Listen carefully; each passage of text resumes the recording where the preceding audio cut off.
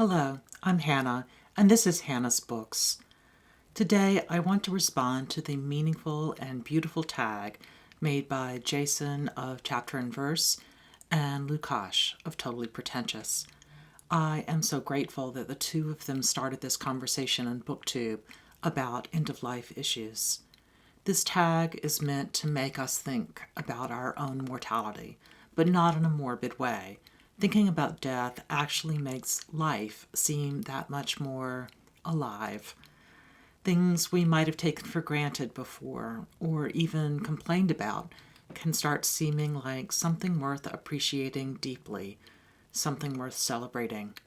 And thinking about books and other works of music and art that we want to revisit at the ends of our lives might make us see their great beauty more clearly right now.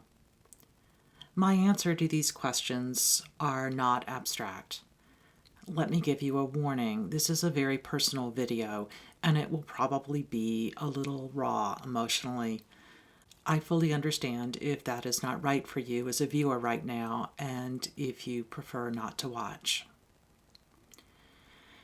It's hard for me to think about these questions in a theoretical way. Instead, I am swallowed by the reality of what I know is coming up in my life.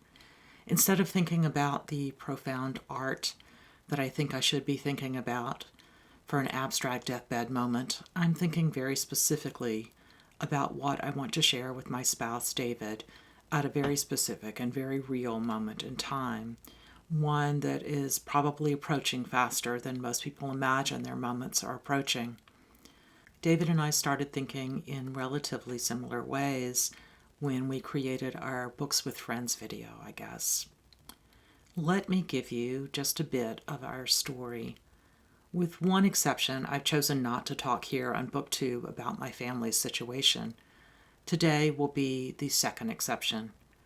2 years ago, I was diagnosed with aggressive but not advanced breast cancer. The diagnosis made me think about my own mortality in a much more personal, immediate way than I ever had before. It was an intense year of surgery and treatment when I basically didn't read, didn't have the ability to concentrate enough to read anything beyond all the medical studies I could find on Google. But I got better. I am now classified as a nerd, a person with no evidence of residual disease.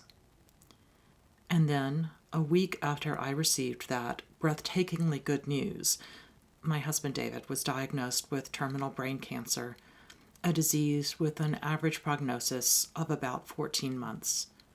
He's already outlived that, and he's doing very well.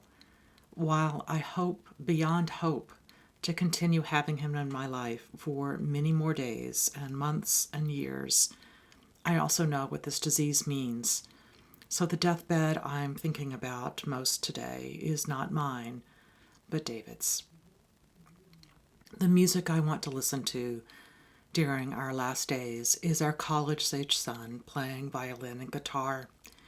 If he can't be here in person to play for us, we'll be listening to the album he recorded with his fiddle trio back when the three of them were in high school.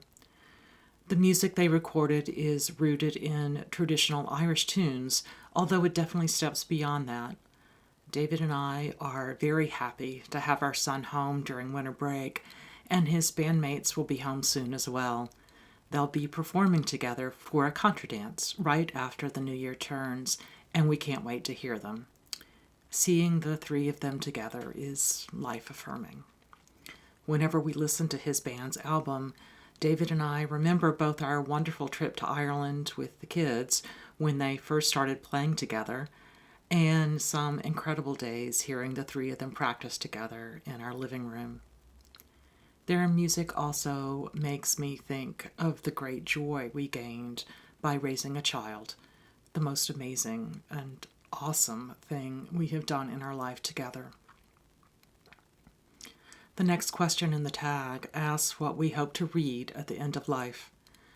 Before we reach a time when reading loses priority, David and I want to reread all the Harry Potter books aloud to each other. While I know that some of you may be laughing at that choice, they are books we've read for many years, starting just a couple of days after our son was born and following through as rolling series was slowly released. Later, we read parts of the novels aloud to our son once he was old enough, until he was so eager to go forward more quickly that he just took the books and ran. There is something meaningful to me about marking our new reality, this new transition to come with the same books that we used to mark the beginning of new life in our family all those years ago. A film we'll want to watch again when we reach our final days together is the wonderful and classic Casablanca. I'm sure I must be wrong, but I think I might have been the first to share this movie with David. That's impossible, right? But even if my memory is totally wrong about that, there was something new and fresh for me when I saw it for the first time with David. I'd never loved anyone enough before to make that film seem real or authentic. Giving up someone you love so much, and yet learning how to fully acknowledge the importance of that person, rather than wrap your feelings away in anger, and then also learning to rely on other friendships in order to sustain life in the face of absence. I don't know what to say. This fall, David and I took the train from Washington, D.C. to Philadelphia, the city where many years ago we really fell in love with each other, back when we were graduate students. On this recent trip, we explored our old neighborhood, got to spend some time with wonderful friends, and visited museums both old and new to us. One favorite was the Rodin Sculpture Museum. While there, we saw The Kiss.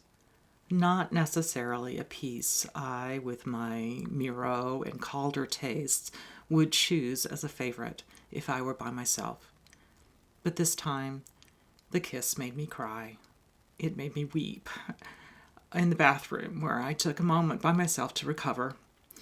I don't know that we'll be able to see that sculpture together again, but I see it in my mind's eye whenever I look at my husband. We have a handful of poems we've loved for many years. Naruda and Rumi and E. Cummings from our wedding. I'm sure we'll read them as the days grow shorter. But the poem I think most of is Galway Kinnell's After Making Love We Hear Footsteps, with its discussion of the familiar touch of the long married, followed by the couple's young son crawling into bed between them. Kinnell refers to their son as this one whom habit of memory propels to the ground of his making. Sleeper only the mortal sounds can sing awake. This blessing love gives again into our arms. David and I are not religious people, but the text and traditions of Judaism mean a lot to both of us. If we read a religious text in the final days, I think it will be the Song of Songs. This poetic text is about romantic love, and it's often read during the spring holiday of Passover. When David and I host Passover Seders, we love asking the oldest couple at the table to read the text together. There is no clear religious reference in the Song of Songs, although many people read it as an allegory of the love between God and the Jewish people. I love the linking of the tangible, of this world love poetry with something larger, something transformative, something that transcends the everyday moment we live in. One of my favorite lines in the poem is Anila Dodi Vidodi Li, translated as I am my beloved's, and my beloved is mine.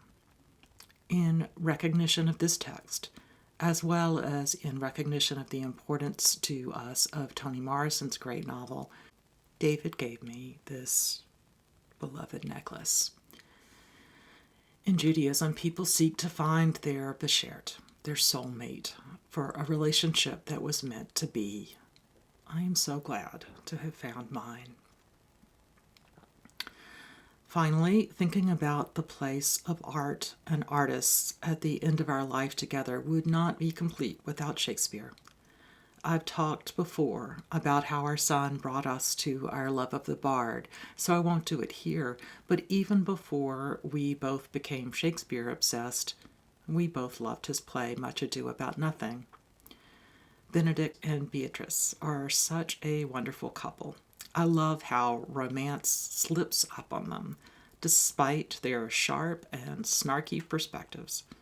As one says to the other, "I do love nothing in the world so well as you." Is not that strange?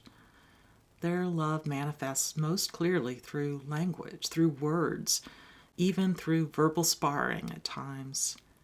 I can almost imagine them sitting around talking about books, disagreeing about a few, but mostly loving the discussion with each other. All of these works of art and literature, works of phenomenal creativity, have meant a lot to us in the past, and I know they'll be resonant as we approach death, too. They all speak in some way to questions about the meaning of life and of love, and many of them have long outlasted their makers.